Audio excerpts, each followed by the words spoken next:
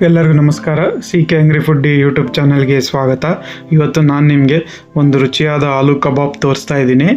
ಇದು ನಿಮಗೆ ಚಳಿಯಾಗಿರೋದ್ರಿಂದ evening coffee ಜೊತೆಗೆ ಸೂಪರ್ ಆಗಿರುತ್ತೆ. ಒಂದ್ಸಲಿ ಟ್ರೈ ಮಾಡಿ, ತುಂಬ ಟೇಸ್ಟಿಯಾಗಿರುತ್ತೆ. ಹಾಗೆ ಹೊಸ್ದಾಗಿ ನೋಡ್ತಿರೋರು ನಮ್ಮ ಚಾನಲ್ನ ಸಬ್ಸ್ಕ್ರೈಬ್ ಮಾಡ್ಕೊಳ್ಳಿ. ಈಗ ಅದಕ್ಕೆ ಏನೇನು ಐಟಮ್ ಬೇಕು ನೋಡೋಣ.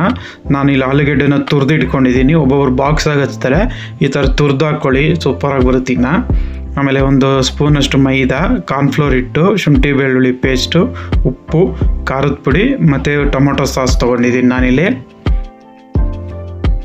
ಈಗ ಒಂದು ಬೌಲಿಗೆ ತುರಿದಿರೋವಂಥ ಆಲೂಗೆಡ್ಡೆ,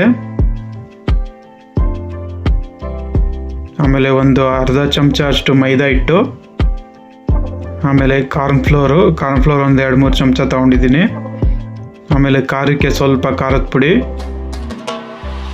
ಆಮೇಲೆ ಶುಂಠಿ ಬೆಳ್ಳುಳ್ಳಿ ಪೇಸ್ಟು, ರುಚಿಗೆ ಸ್ವಲ್ಪ ಉಪ್ಪು, ಆಮೇಲೆ ನಾನು ಒಂದು 2 ಚಮಚ ಅಷ್ಟು ಟೊಮೊಟೊ ಸಾಸ್ ತೊಗೊಂಡಿದ್ದೀನಿ. ನೀವು ಚಿಲ್ಲಿ ಸಾಸ್ ಬೇಕಾದ್ರೂ ಯೂಸ್ ಮಾಡ್ಬೋದು, ಏನೂ ತೊಂದರೆ ಇಲ್ಲ, ಚೆನ್ನಾಗೇ ಬರುತ್ತೆ. ಈಗ ಇದನ್ನು ಚೆನ್ನಾಗಿ ಮಿಕ್ಸ್ ಮಾಡ್ಕೊಳ್ಳಿ, ಸಾಸಲ್ಲೇ ಚೆನ್ನಾಗಿ ಮಿಕ್ಸ್ ಮಾಡ್ಕೊಳ್ಳಿ. ಆಮೇಲೆ ಬೇಕು ಅಂದರೆ ನೀರು ಹಾಕ್ಕೊಳ್ಳಿ, ಜಾಸ್ತಿ ಹಾಕ್ಕೋಬೇಡಿ.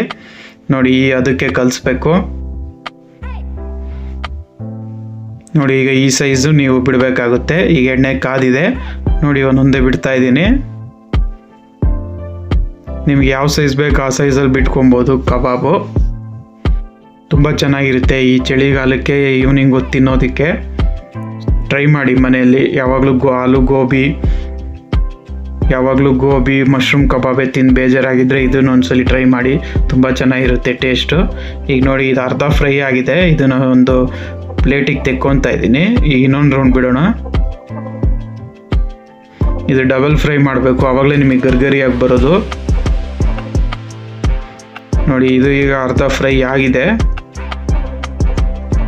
ಈಗ ಆವಾಗ ಎತ್ತಿಟ್ಟಿರೋ ಅಂಥ ಮತ್ತೆ ಅರ್ಧ ಎತ್ತಿಟ್ಟಿದ್ವಲ್ಲ ಅದನ್ನು ಹಾಕ್ಕೊಳ್ಳಿ. ಈಗ ಇದು ಮೀಡಿಯಮ್ ಫ್ಲೇಮಲ್ಲೇ ಕರಿಬೇಕು, ತುಂಬ ಜೋರಾಗಿ ಉರಿ ಕೊಡಬೇಡಿ, ಮೀಡಿಯಮ್ ಫ್ಲೇಮಲ್ಲೇ ಕರೀರಿ. ನೋಡಿ ಈಗ ಇದು ಗೋಲ್ಡನ್ ಬ್ರೌನ್ ಆಗಿದೆ ಗರ್ಗರಿಯಾಗೆ. ಮೀಡಿಯಮ್ ಫ್ಲೇಮಲ್ಲೇ ಕರಿಬೇಕು, ಜಾಸ್ತಿ ಉರಿ ಕೊಟ್ಟರೆ ನಿಮಗೆ ಸೀದೋಗುತ್ತೆ, ಒಳಗಡೆ ಚೆನ್ನಾಗಿ ಫ್ರೈ ಆಗೋಲ್ಲ. ಈಗ ಸ್ವಲ್ಪ ಕರಿಬೇವು ಫೈನಲ್ ಟಚ್ಚಿಗೋಸ್ಕರ, ಅದ್ರ ಸ್ಮೆಲ್ಲು ಕಬಾಬಿ ಬಂದರೆ ಇನ್ನೂ ಚೆನ್ನಾಗಿರುತ್ತೆ ತಿನ್ನೋಕ್ಕೆ, ಅದಕ್ಕೋಸ್ಕರ. ಈಗ ಲೈಟಾಗಿ ಫ್ರೈ ಮಾಡಿ. ನೋಡಿ ಆಲೂ ಕಬಾಬ್ ಈಗ ಚೆನ್ನಾಗಿ ಫ್ರೈ ಆಗಿದೆ, ರೆಡಿಯಾಗಿದೆ. ನೋಡಿ ರುಚಿಯಾದ ಆಲೂ ಕಬಾಬ್ ರೆಡಿಯಾಗಿದೆ. ನೀವು ಒಂದ್ಸಲ ಮನೇಲಿ ಮಾಡ್ಕೊಳ್ಳಿ, ಹೇಗಿದೆ ಅಂತ ಕಮೆಂಟ್ ಬಾಕ್ಸಲ್ಲಿ ತಿಳಿಸಿ. ಹಾಗೆ ಸಬ್ಸ್ಕ್ರೈಬ್ ಮಾಡ್ಕೊಳ್ಳಿ. Thank you.